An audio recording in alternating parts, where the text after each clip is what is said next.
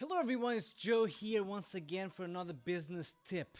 Today I want to talk about how to find your ideal customer. So when running a business, it doesn't matter if you're running a local business or a global business, you have to know who to target and who to market to. The reason why many businesses fail is because they spread themselves too thin, they don't know who their customer is, and they don't know how to target them. Nowadays, when it comes to advertising, it's pretty basic when it comes to finding your ideal client. The only issue is if you don't know. So what I would advise you to do is make sure that you understand who you want to sell to.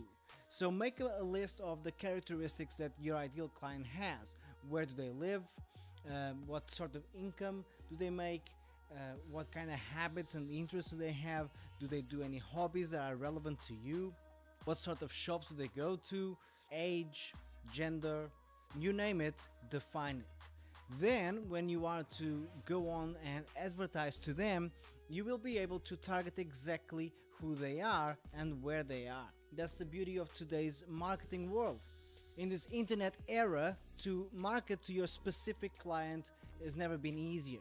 On Facebook advertising, for example, you can target exactly where your client lives, literally by defining the street.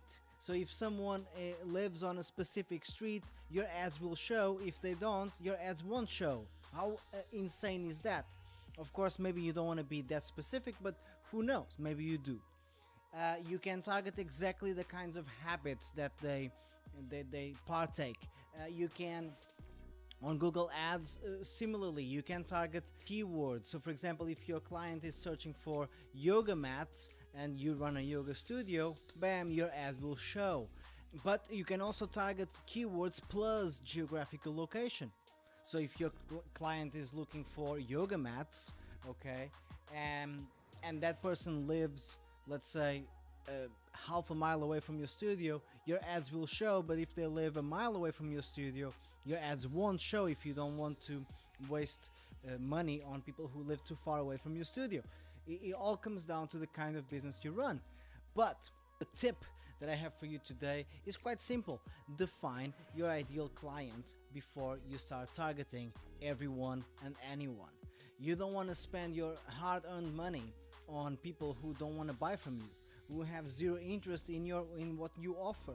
So first you must know who do you want to sell to, and even more importantly, who wants to buy from you, and then target those people. Go get them. Take care.